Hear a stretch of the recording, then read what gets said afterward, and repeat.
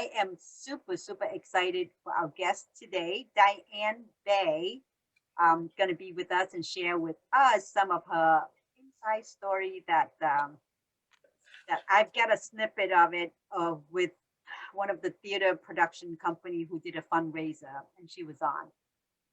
So I want to thank you to Kim Lynette Sandstrom for introducing us and also to get me to aware who you are.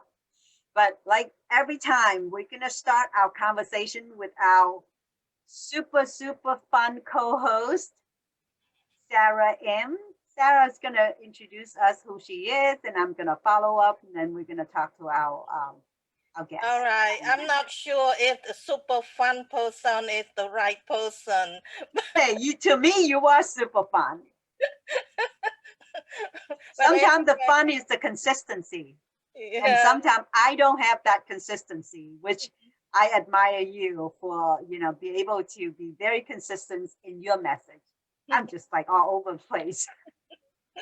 Thank you, Lee. It's good to be back. Uh, thank you for everybody who turned in to watch our show. And here we go again, the last day of the month. Now, the last day is the last day of our show for month of January. But um, to save us time, I'm going to go through my introduction real quick in case you have not heard me. My name is Sarah M. I grew up in Cambodia.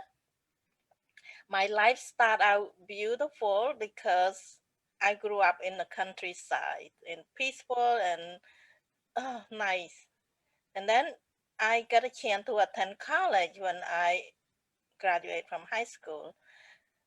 That that's the time when I was separated from my whole family because college was far away. And you probably remember what happened in Cambodia in the 70s. 1975, the communists took over our country and they turned our beautiful country inside out, upside down, and destroyed it.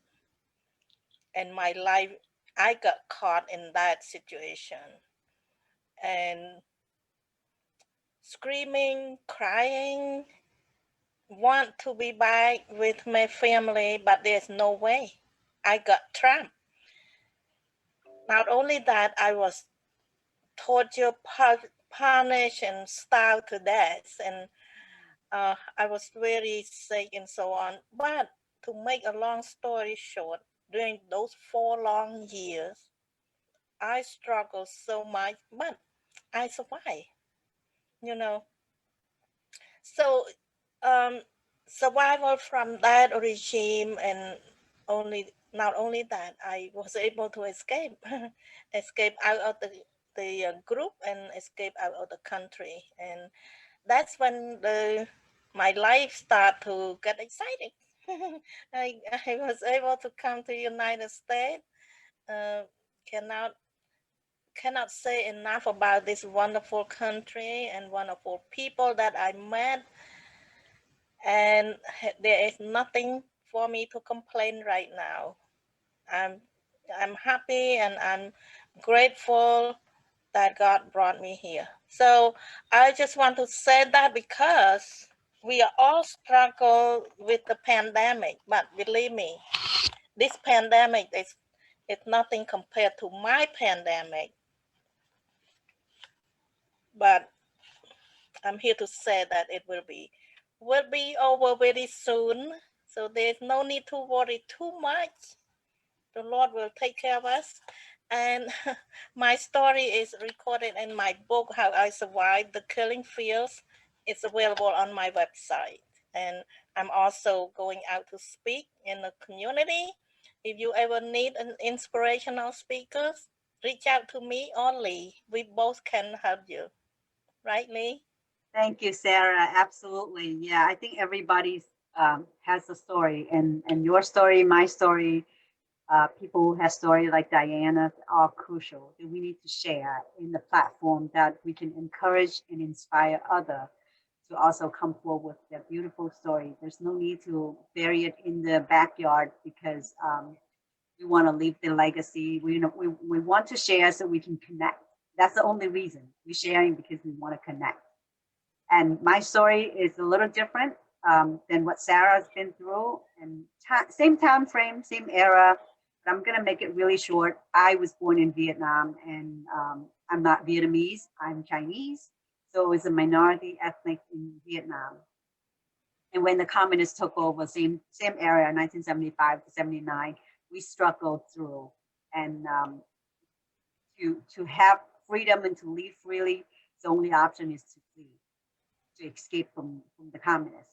So that's what my family did. And, trial and errors and lots of tribulations. And we finally get to America. And 40 years later, it took me that long to be able to share my story.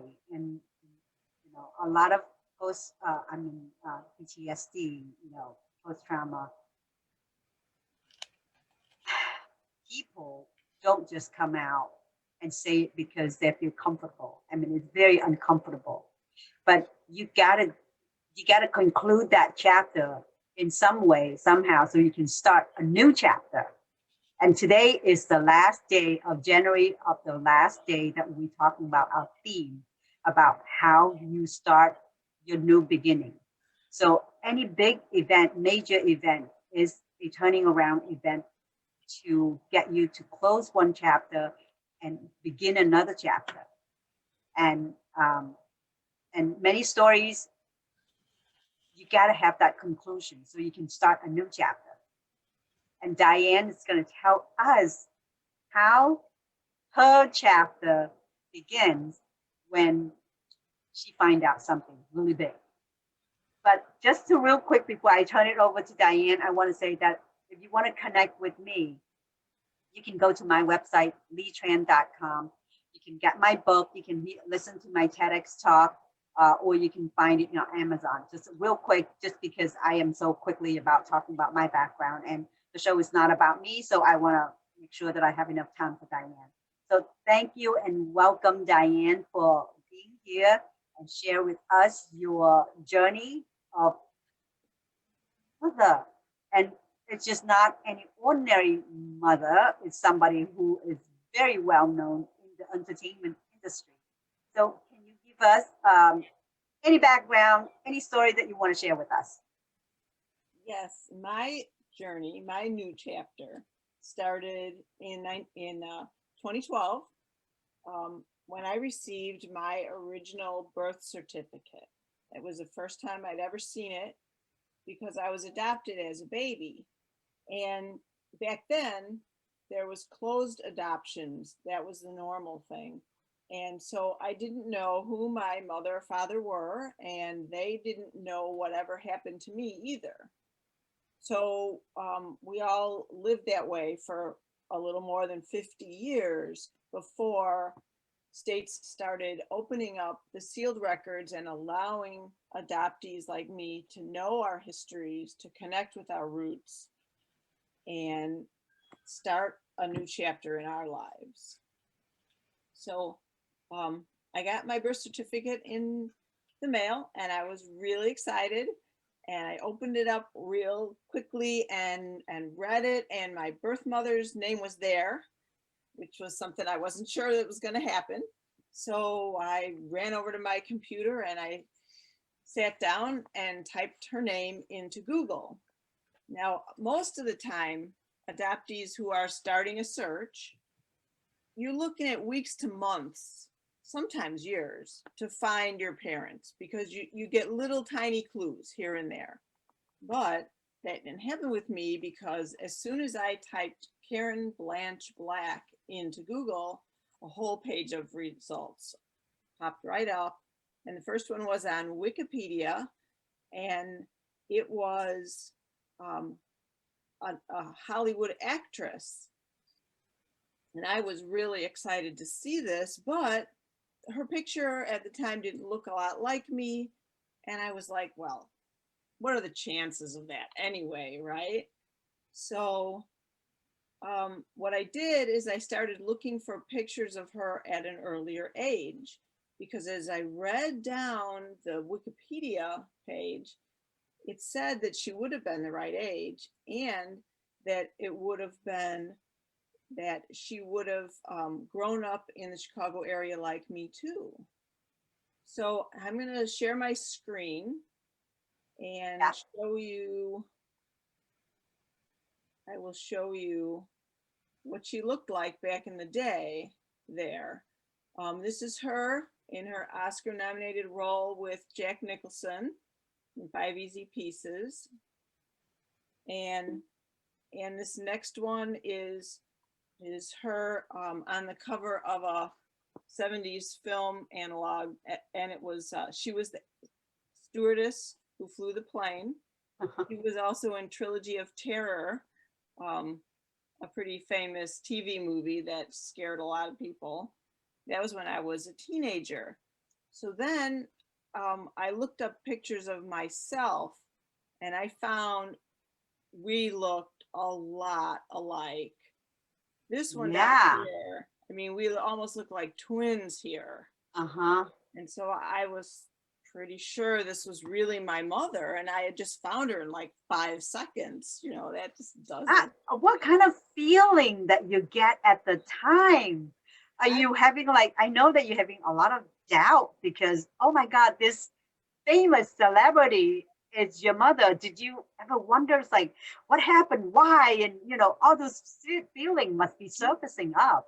Yes, so many different feelings at one time. I was thrilled and I was scared, and I was really I just didn't even know what to do. So I called my husband, who was at work at the time, and I said, "Hey, Rich, here I might have just found my mother already, and what should I do? How should I contact her?"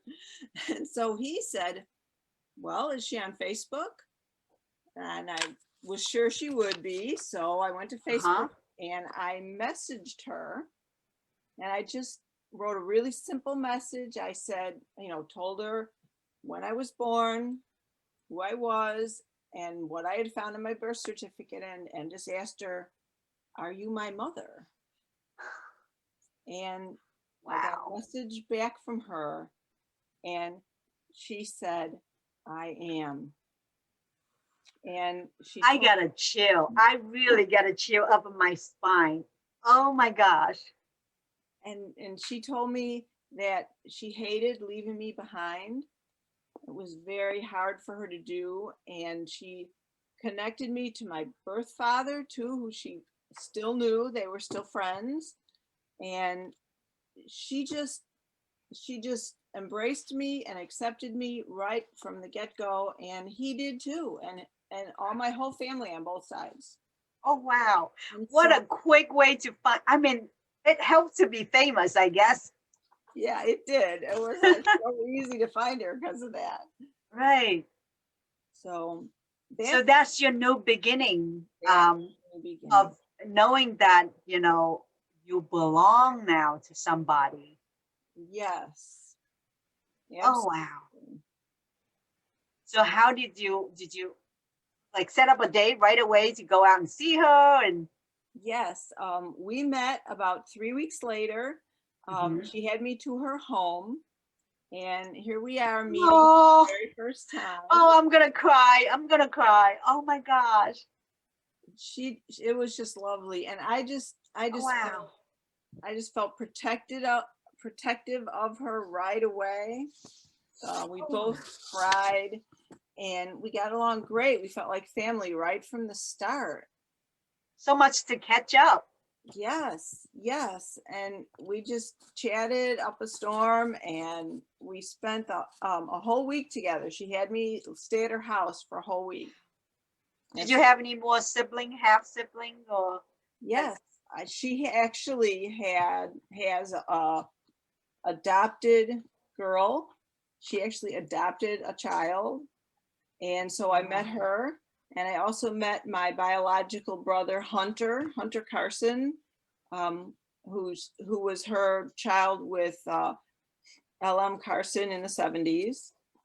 And then on my father's side, I have 3 siblings also. So it's pretty amazing. Wow. Yeah. Instant family reunion. Yeah. Wow. And it's just how irony that she gave you up and then she went adopted somebody. So the guilt conscience must be like really big on her for giving you up. I really think that our meeting up was so healing for both of us, and especially considering the timing of it, because we ended up having only 1 year together because Oh, she was fighting cancer. wow.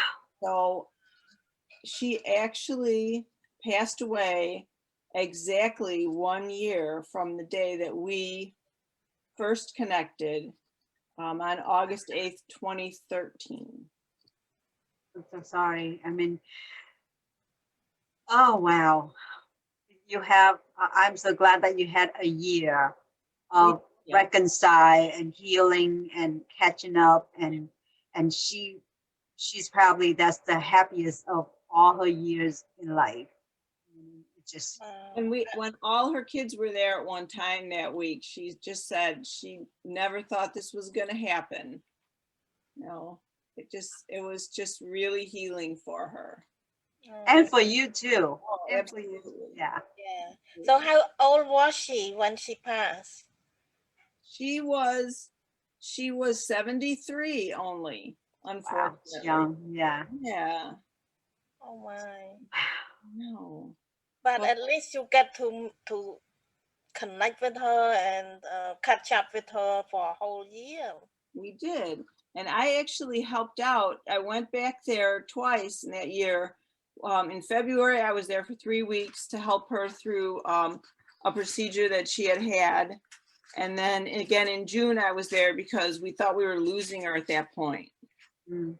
So I was able to build a lot of memories with her, and that was very special to me. We had one of the things that we got to do, I'm going to share another screen. Okay.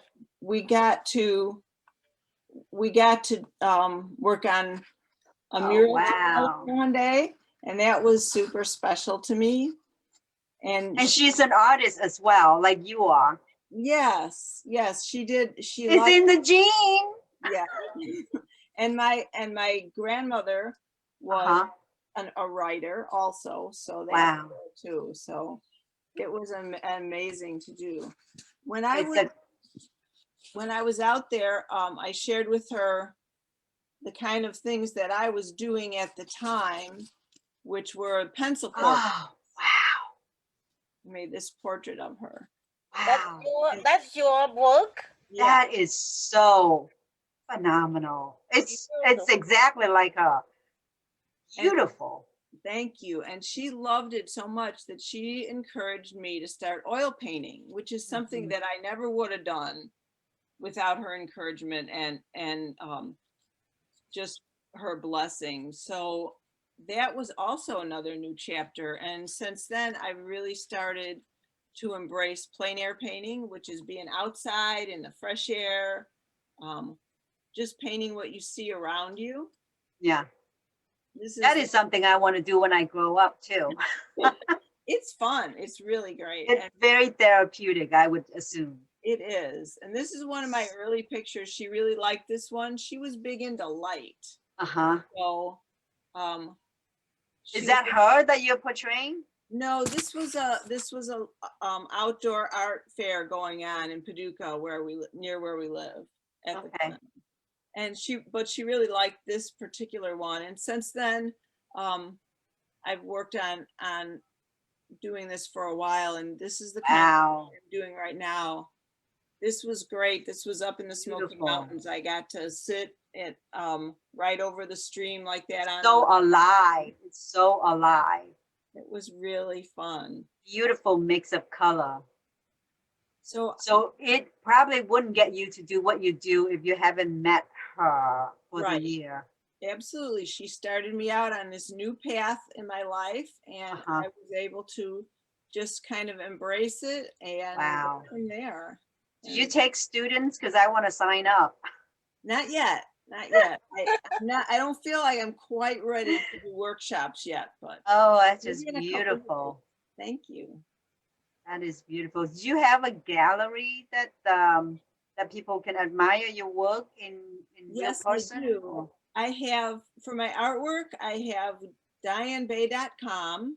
Mhm. And I also have written a book about finding Karen, and it's in editing right now, but the website for the book is findingkarenblack.com. Mm. So they can see my work in either of those places. I can't wait to read it. Oh goodness, yes.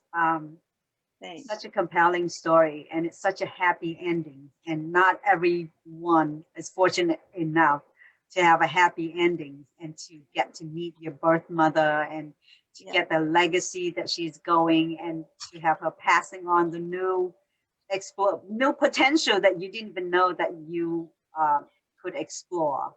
Yeah. That is just great. I'm so glad that the process to find her is so fast for you. Otherwise, you will miss out. Because, That's yeah, exactly right. I would have missed out on getting to know her. Yeah, the time frame is within a year, right? If Right. you did a year too late, then would just be a lot of regret feeling that you didn't take that action sooner. That's right. That's right. Yeah. uh, So what's new now? I mean, I guess that writing your book is contribute to her legacy and your story. And what's the new journey for you moving forward? Well, the editing process is definitely new.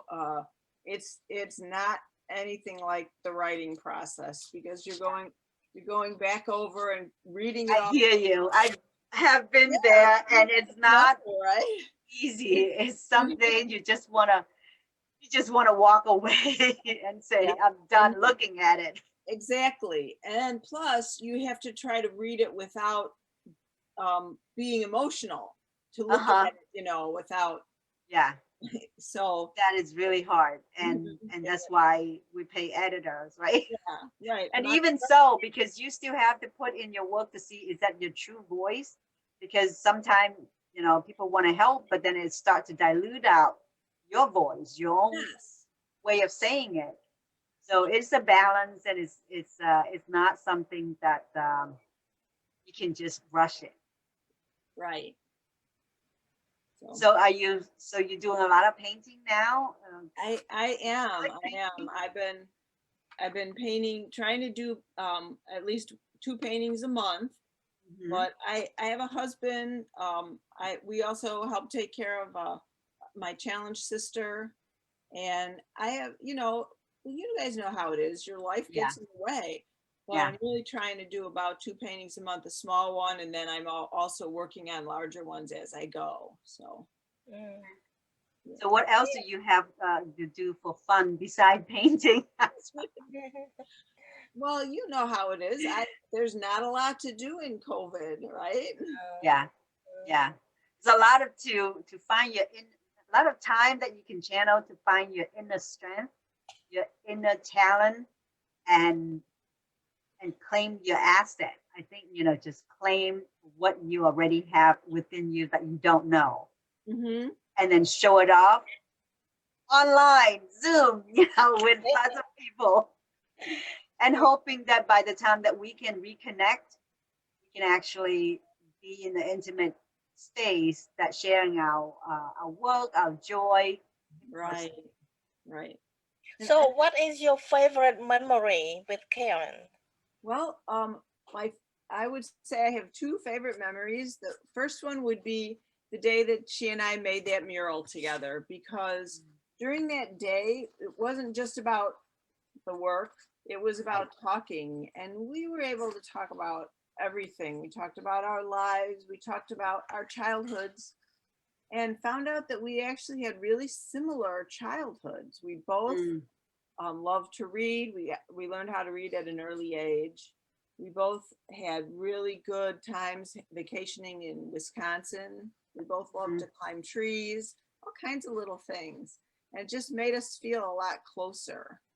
Mm-hmm. And then also the day that she shared my family photos with me, and I got to see my grandmother, grandfather.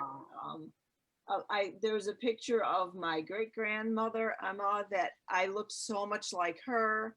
wow. It's hard to explain except to people who are adopted, but you really don't know who you are. You can't really see yourself clearly on the outside and on the inside because there's no one that really looks like you at all. Right. When How we does your adopted mother, is she around, and how No, did she fit into this picture? I lost both my adopted parents early on. Like Oh, they were gone by about the early 2000s. oh, So I didn't have that piece that a lot of people have is how to right, balance, between the two families. That was right. the thing.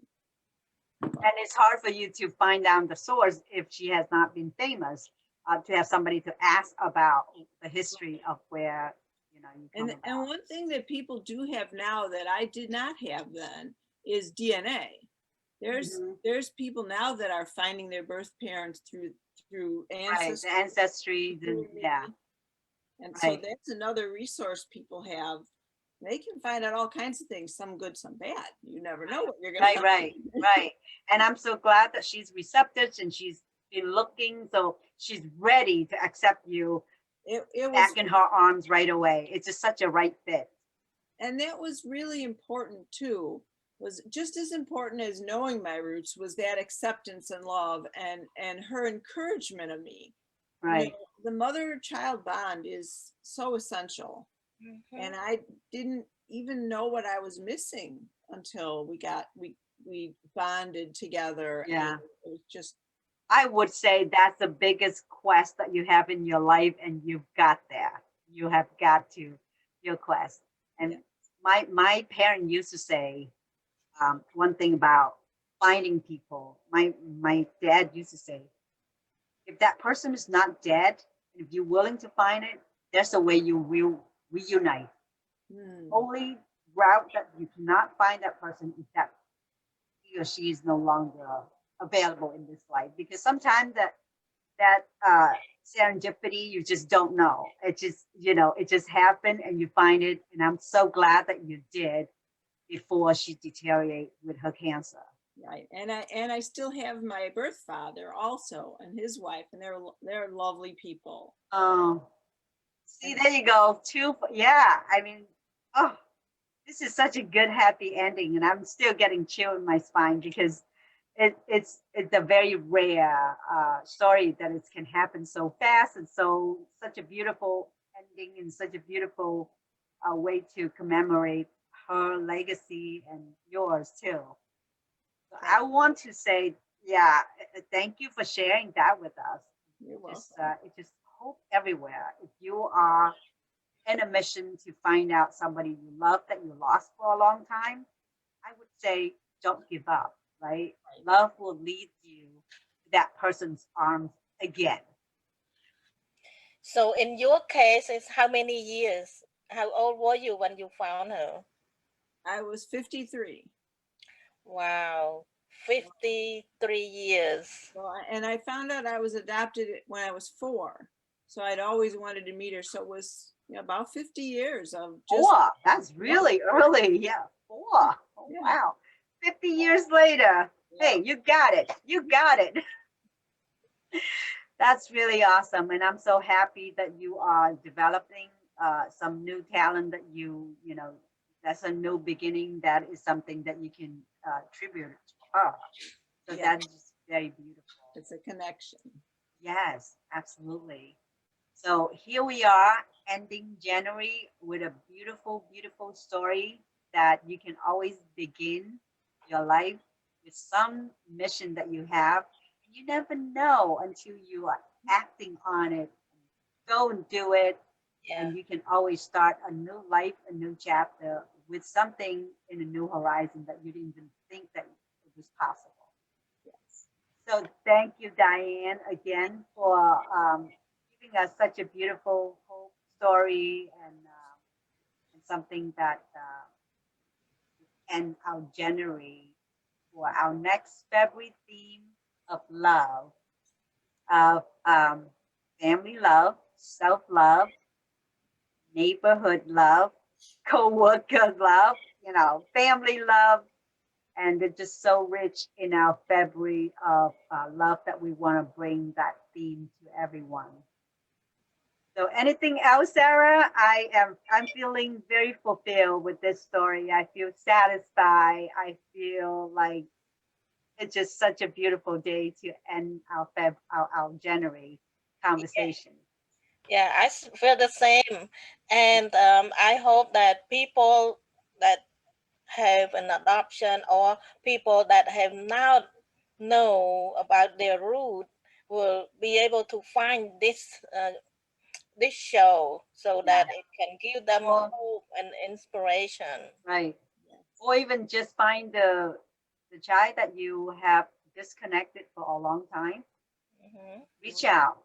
Reach out. You just never know what kind of happy ending, happy relationship you can develop. It's definitely worth it to try. Yes. No matter how And if then you know you're not wondering right. anymore. And if you try and it doesn't happen, maybe it's not meant to be. So don't fret over it either. At least you put out the effort. True. Right? Mm-hmm. Well, thank you everyone and have a great night. See you all in February. Okay, thanks. Yeah.